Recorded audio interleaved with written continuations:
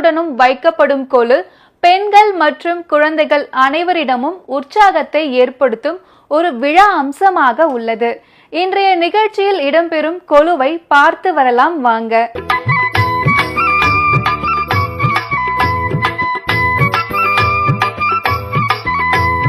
அனைவருக்கும் வணக்கம்.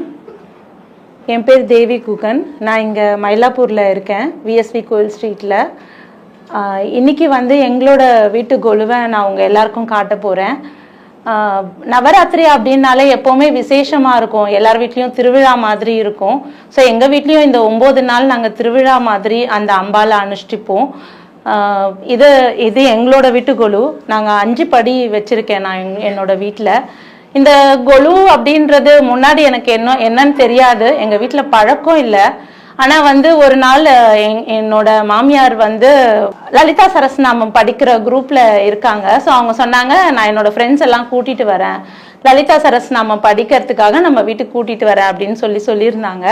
அப்போது சரி, பெரியவாளாக வராளே, நம்ம வீட்டில் சும்மா பிளெயினாக இருந்தால் நல்லா இருக்காது அப்படின்னு சொல்லிட்டு சும்மா ஒரு டேபிள், பசங்க படிக்கிற ஒரு டேபிள், சேரு, அதுக்கு கீழே ஒரு மணக்கட்டை வச்சு எங்கள் வீட்டில் என்னெல்லாம் பொம்மை இருந்ததோ அதை எடுத்துகிட்டு அங்கே வச்சுட்டேன்.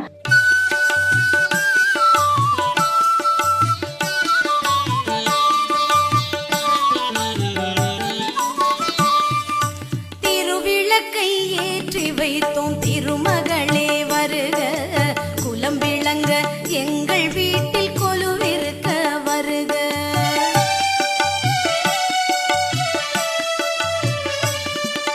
திருவிளக்கை ஏற்றி வைத்தோம், திருமகளே வருக, குலம் விளங்க எங்கள் வீட்டில் கொலுவிருக்க வருக. அலைமகளே வருக, ஐஸ்வர்யம் தருக, அலைமகளே வருக, ஐஸ்வர்யம் தருக.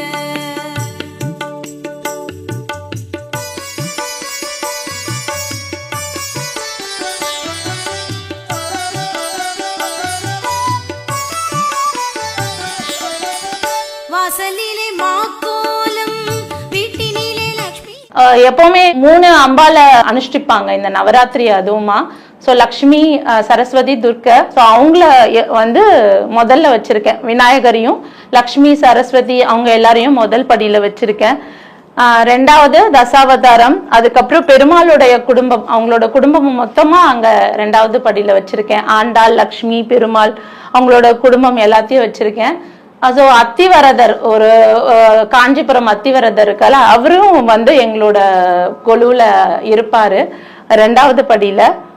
3வது படியில பாத்தீங்கன்னா அஷ்டலக்ஷ்மிகளும் அங்க அமர்ந்திருப்பாங்க. அவங்க ரொம்ப விசேஷம் இந்த நவராத்திரிக்கு. ஸோ அஷ்டலக்ஷ்மிகளும் 3வது படியில எங்க வீட்டுல இருக்காங்க. சிவன், பார்வதி, இந்த அவங்களுடைய 2 மகன்கள் விநாயகரும் முருகரும் இருப்பாங்க. அடுத்து 4வது படி, அங்க அந்த புத்தர்கள் அவங்க எல்லாரையும் அங்க வச்சிருக்கேன். ஸோ திருவள்ளுவர், விவேகானந்தர், சாய்பாபா இவங்க எல்லாரையும் இங்க வச்சிருக்கேன். இந்த பக்கம் எங்களுடைய குலதெய்வம் முருகர், அவரை வச்சிருக்கேன். முருகர், ஆண்டாள், வள்ளி தெய்வானி, முருகர் வள்ளி தெய்வானிய இங்க வச்சிருக்கேன்.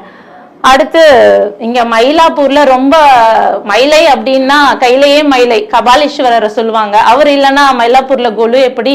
ஸோ அவரையும் எங்களோட வீட்டு படியில வச்சிருக்கேன். அடுத்து இது. ஸோ இந்த வருஷம் நான் வச்சிருக்க கான்செப்ட் தலவிருச்சம். ஒவ்வொரு மரத்துக்கும் ஒவ்வொரு கடவுளை நம்ம வணங்குறோம் இல்லையா, அது நம்மளுடைய நம்பிக்கை, அது நம்மளுடைய தமிழ்நாட்டோட நம்பிக்கை. ஸோ அந்த மாதிரி இங்க நான் வச்சிருக்கேன். துளசி மாடம்னாலே நம்ம லக்ஷ்மிய மனசுல நிற்பிப்போம். அடுத்து இந்த படியை வச்சிருக்கேன். ஸோ துளசினாலே லக்ஷ்மி, லக்ஷ்மி அனுஷ்டிகை வச்சிருக்கேன். இங்க வேப்பலைனாலே நமக்கு மனசுல வர்றது அம்பாள், நாகாத்தம்மன் அவங்கள வச்சிருக்கேன். அதே மாதிரி அரச மரத்துக்கு கீழே என்னோட விநாயகரை அமர வச்சிருக்கேன்.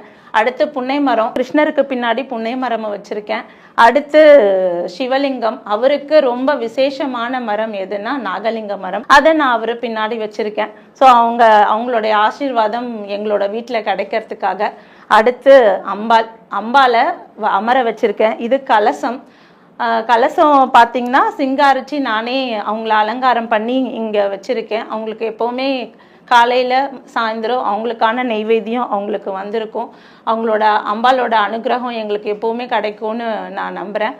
அடுத்து இந்த முளைப்பாரி நவராத்திரியில் எப்போவுமே இந்த முளைப்பாரியை வைப்பாங்க. அது வந்து விசேஷம். ஸோ அது அந்த முளைப்பாரி எப்படி வந்து வளருதோ நம்மளோட குடும்பமும் அதே மாதிரி செழிக்கும் அப்படின்றது ஐதீகம்.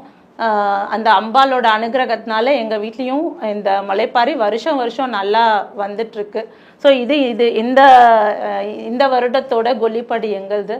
இந்த சைடு பார்த்தீங்கன்னா கல்யாணத்தோடைய எல்லாமே இருக்கும். அந்த சீர்வரிசை இருக்கும் மெயினாக.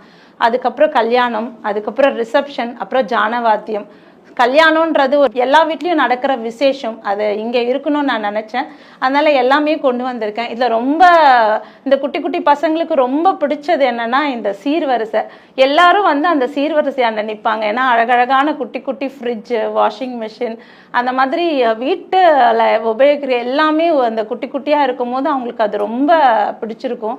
ஸோ அது பார்க்கும்போது எனக்குமே சந்தோஷமாக இருக்கும். அந்த நீங்கள் பார்க்குற பொம்மை இருக்குது இல்லையா, ரிசப்ஷன், அது நானே என்னோட கையால் அலங்கரித்து வச்ச பொம்மை. அது ரிசப்ஷன் பொம்மை. அந்த அலமாரியில் வந்து கைலாய மலையை வச்சுருக்கேன். அதுக்கப்புறமா வந்து இந்த பக்கம் வந்து ஒரு சின்ன மார்க்கெட், டெய்லி நம்ம எவ்ரிடே லைஃப்பில் நம்ம என்னெல்லாம் பண்ணுவோம், காய்கறி, அது எல்லாமே ஒரு சின்ன செட்டப் மாதிரி வச்சுருக்கேன். தென் கடல் மீன்கள் அந்த மாதிரி ஒரு செட்டப்பில் வச்சுருக்கேன்.